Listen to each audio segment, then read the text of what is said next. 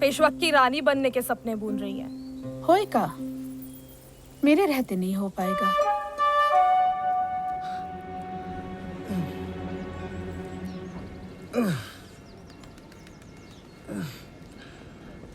मराठा राज्यों के बाहर से कितनी रकम आती है? जो रियासतें हमारे अधीन हैं वो 1/4 देती हैं, लेकिन उत्तर दिशा में कई ऐसे हैं जो रोज नए नए बहाने बनाते हैं और एक ढेला तक नहीं देते। उन्हें तत्काल पत्र भेजकर अंतिम चेतावनी दी जाए। हस्ताक्षर मैं ही करूंगा। एक देनदार कुछ ज्यादा ही उद्दंड हो रहा है श्रीमंत। उसकी रकम भी सबसे ज्यादा है। कौन है वो? नजीब उद्दौला। मुगलों का मीर बख्शी। हाँ, लेकिन वो रहता है दोआब के इलाके में, गंगा यमुना के बीच रोहिलाबाद के किले में। कितने ही पत्र भेजने के बावजूद वो अपनी देनदारी पूरी नहीं कर रहा है, टाल जाता है। साम दाम का इस्तेमाल कर लिया, अब दंड का समय आ गया है। आप तो यहाँ हैं, दंड कैसे देंगे? हम दत्ता जी शिंदे जी को भेज सकते हैं। उत्तर में हमारे सबसे बड़े सरदार हैं। दत्ता जी बा नजीब पे भारी पड़ेंगे।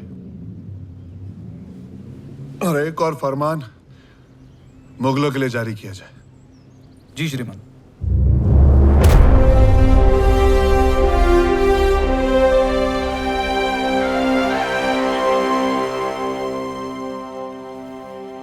और इस अहमदिया करार के मुताबिक मुगलिया सल्तनत को अगर मराठाओं की ओर से आक्रमणकारियों से अपनी सुरक्षा जारी रखनी है तो आपको 1/4 की रकम अदा करनी होगी, जो कि आपने अभी तक नहीं की।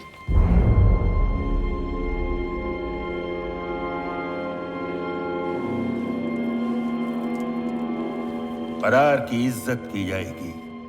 आलम पना, आप इन मराठाओं की धौंस पट्टी में मत आइए। हम इन्हें रुक जाओ नजीब, रुक जाओ। इतने उतावली मत दिखा। फरमान अभी तक खत्म नहीं हुआ है।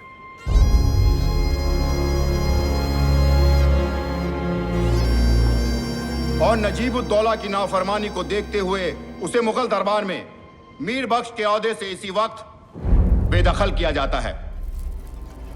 दस्तखत सदाशिवराव भाऊ पेशवा।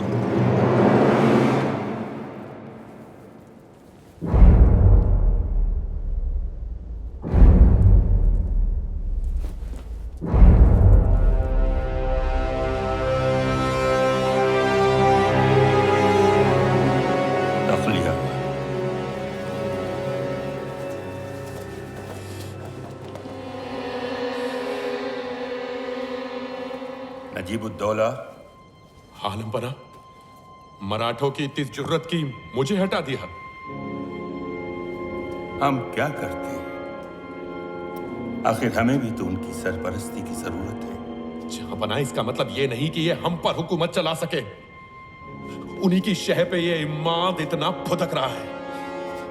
उसकी हिम्मत आपसे इस तरह पेश आ रहा है, देखकर मुझे हैरानी होती, खासकर जब उसे पता है कि आपके अंदर शाही खून दौड़ रहा है। उसी शाही खून की बदौलत तो जिंदा हैं हम आज तक। जहां पना, इस इमाद को सजा देनी होगी। कौन देगा उसे सजा? उसके सर पर मराठों का हाथ है, और मराठों के खिलाफ जाने वाला कोई है ही नहीं इस सरजमीन पर। एक है जहां पना, एक है जिससे आप मदद ले सकते हैं। क्या है कोई ऐसा? अहमद शाह अब्दाली। अब्दाली? हाँ आलम पना, और फिर हम इन मराठाओं को सबक सिखाएंगे।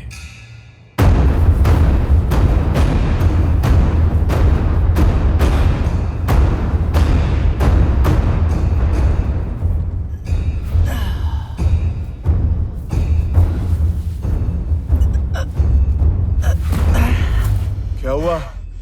चलो, तुम्हारे 5 और बचे।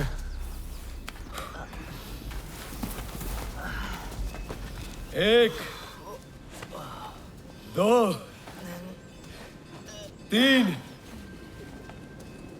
4 5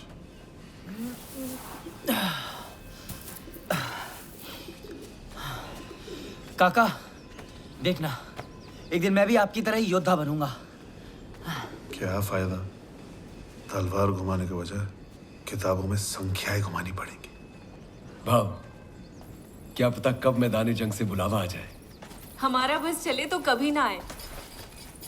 जी भाभी। वाहिनी, आपसे एक बात कर सकती हूँ? शादी ब्याह के अलावा कुछ भी। तुम महरम को चकमा नहीं दे सकते सदाशिव, इसके आगे तो मुझे भी हाँ भरनी पड़ी थी। भली लड़की है, शादी कर लीजिए उससे। शादी किससे? अच्छा, अनजान मत बनिए, पार्वती से। सदाशिव, महरम ठीक कह रही है। अभी जंग से लौटे हो, कुछ दिन इत्मीनान है।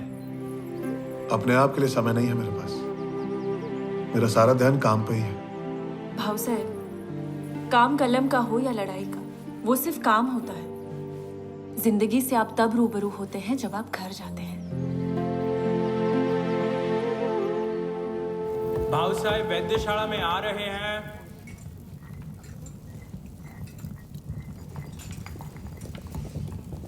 भानु,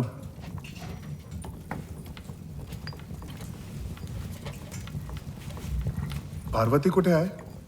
अब आई उसकी याद। मतलब? वो तो चली गई। चली गई?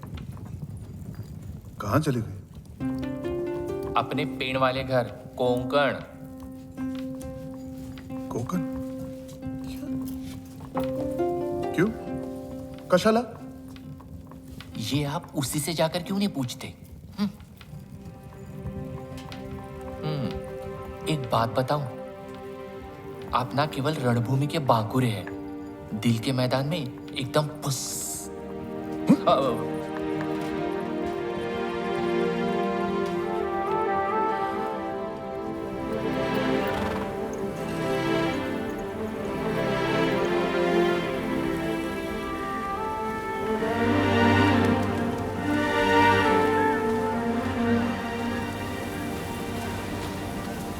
उसने मिलने से मना कर दिया।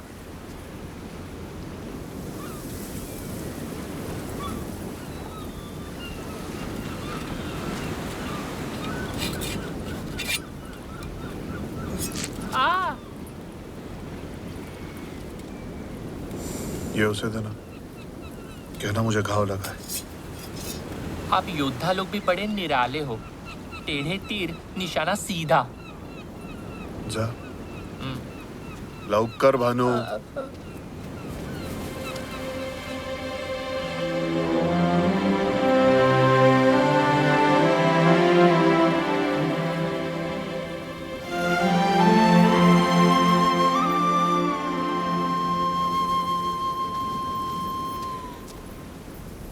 आपने किया ये? आप